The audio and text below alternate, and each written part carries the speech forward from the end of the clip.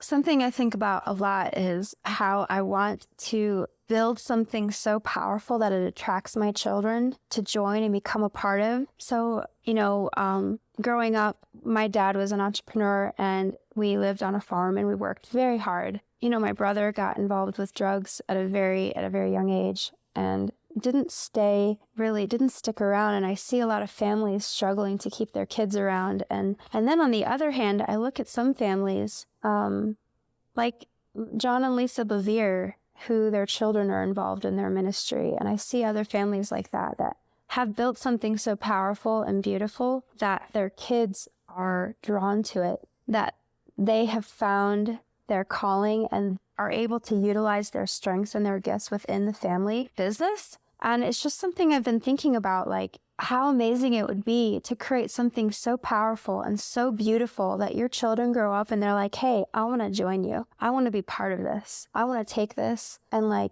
take it beyond you. And our job as parents, our job as mothers is to put our kids on our shoulders and launch them further than we could ever go.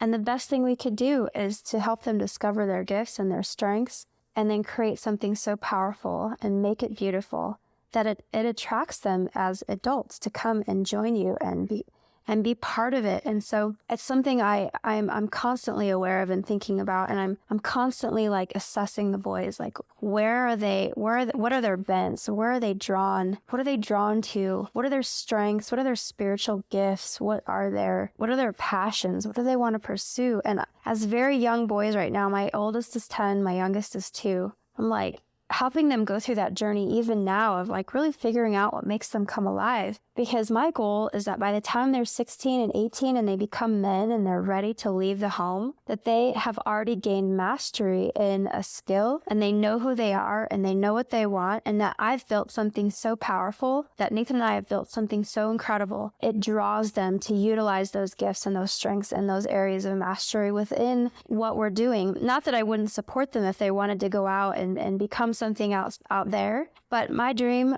is to have my family around me. And I can hear some mothers thinking, oh, good luck, especially, mothers who are a step ahead of me. Well, good luck with that. But I see it. It's a vision that I have. It's a dream that I have. And it's something I pray for all the time. God, help me to steward this vision so well and steward motherhood so well that when my children grow up, they're like, Mom, Dad, we want to join forces with you. And so something I want you guys to think about, take some time to think about the future. Don't be so caught up in the now. And being a mother is stressful. We were at a restaurant tonight and forgot the diaper bag. And Asher peed through his diaper, through all of his clothes at the restaurant. So Nathan had to we had a friend with us at dinner. So Nathan loads the baby up into the car seat, takes his friend, drives down to Walmart down the hill, buys him a set of jammies and some diapers at the store, and comes back 20 minutes later to eat dinner with us at this restaurant. But I'm in the throes too right now of helping the boys navigate frustrations with each other, and the boys fight sometimes, and they need breathing room or just character stuff, and teaching them to be honest and straightforward. And there's just so many things. Navigating as a parent is, I think, one of the toughest jobs that we will ever be given.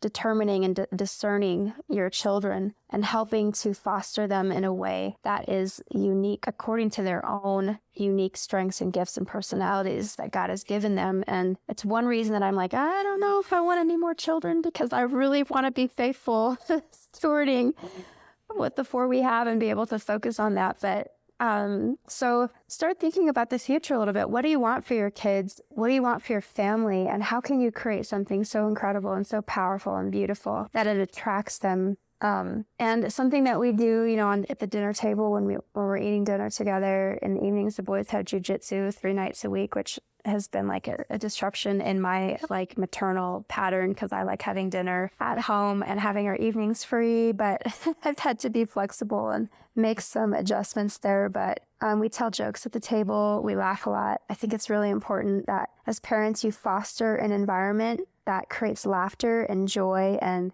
that kind of thing also attracts the kids. And we just had a situation this last week where Judah, my 10-year-old, lied to us. And it was something so basic. And I was like, Judah, if you had just told me that you had done this thing, we would have talked about it, but because you lied about it, I had to enforce discipline. And one of my amazing friends, actually, his son had the same situation where he had lied, and he had him sit down and write 500 times, "I am courageous and honest even when it's hard. I'm honest and courageous even when it's hard." And so I had Judah sit down and write that out, and it's taking him a couple days to complete it. But I can't remember why I brought that up. But fostering an environment too where it's safe for them to make mistakes. I think a lot of parents, like, they're so hard on their children that their kids don't feel like they can fail. And to be honest with you, we've been given this gift of parenting and stewardship over these children. And the best place for them to fail is here in the home, because our job is to help train them through those failures so that when they become adults, they will be prepared and ready for the world. And I always consider myself, I am raising men. I tell them all the time, like, you are becoming a man and your decisions matter. And so parents, mothers, as you train your children, remember to train them with wisdom and patience and kindness, and create a safe environment for them to fail and make mistakes. Judah felt so guilty when, like, the truth came out. He was so guilt-ridden for hours. He cried. And I was like, Judah, this is safe. I understand why you did what you did, and I understand why you lied. But in this family, we are men of integrity and honesty, and we do the right thing even when it's hard. And I nurtured him through that. And all of a sudden it was like, Mama, I'll never do that again. I'm so sorry. It fostered an environment for him to be repentant rather than resent. When you train and discipline your children in anger, it causes resentment. The whole point of discipline and training them is that it would create a heart transformation. A lot of us as parents, sometimes we get frustrated and we address the behavior, but discipline is always about addressing the matters of the heart and helping to bring transformation at the heart level so that they can become changed. And when you bring them to that place of repentance, then they can make the decisions on their own to be transformed. Because if you're trying to force them into transformation, then what you have is behavioral change where the heart is still bitter and upset and restless. And that's where you end up with teenagers who are wayward and adults who have they're mixed up inside. And I'm not saying that I'm totally dialed into this. We're in this journey together, women. Like, motherhood is hard, and I make mistakes every single day. And as God has been teaching me what it means to steward, and to parent, I just want to be able to pass these nuggets along to you. And please let me know what your thoughts are. Feel free to email us at connect@thehereffect.com.